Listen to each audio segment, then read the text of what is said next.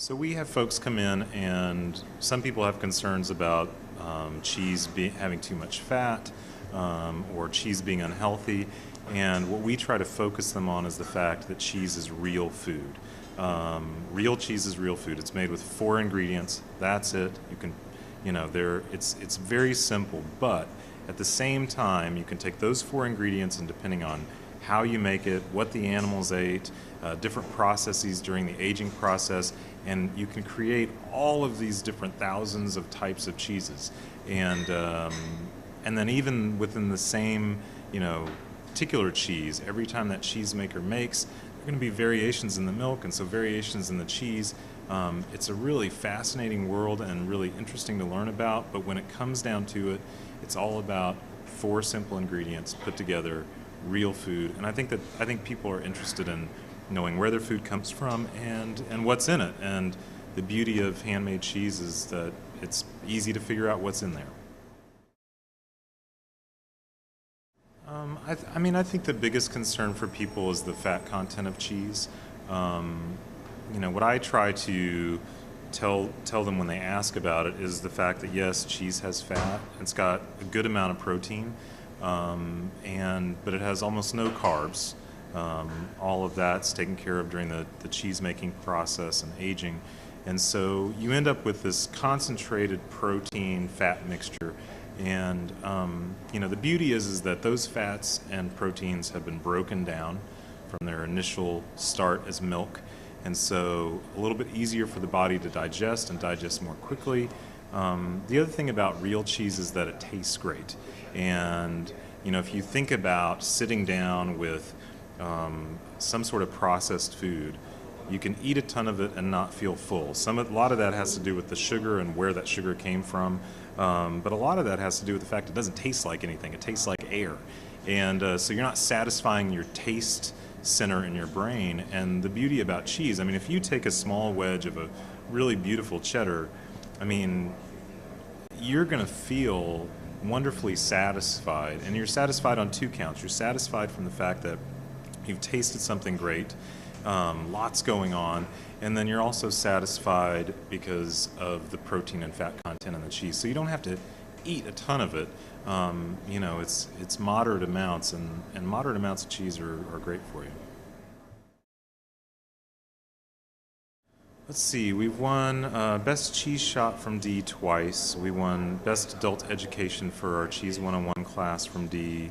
We got Best Cheesemonger from the Dallas Observer and Best Cheese Shop once as well, and then Best Cheese Shop from Modern Luxury, Dallas. We do the cheese tours because we want people to visit, the farm and see where their food comes from. And there are people are interested. We talk about it in the shop behind the case, but it's really something to actually go and visit and take the time to see what they're doing, where it happens, meet the producer, meet the animals. That's something that I think is an experience people really enjoy. I know I enjoy it. So.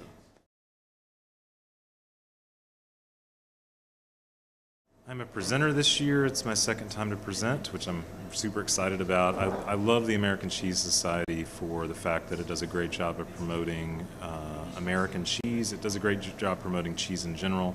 I think that it connects distributors, producers, retailers, educators, writers, and I've made some incredible friendships in the industry by being a part of ACS, and then there's also the Festival of Cheese, which is phenomenal. And then for the 3rd year in a row, I'll be volunteering in the judging room, so helping out with basically wrapping a lot of cheese. That'll be my job. But it's fun to see the judges go through their routine and to talk to them about the process and learn more just about that whole side of it. Being a cheesemonger is by far the best job in the world. And a lot of times people come in, they say, how many of these cheeses did you make? And the answer is 0. We always say that that's the hard part. We just try to take care of them until they find a good home. But the one of the best parts of the job is the cheesemakers we meet, and just the chance to give them feedback because they really want that, and also to get feedback from them. When they say, "Hey, this batch of blank is tasting great," or "You'll want to go through this quickly because of this." It's great to have that dialogue and that communication because I think we all benefit from that. And so, huge fan of the local folks and what they do.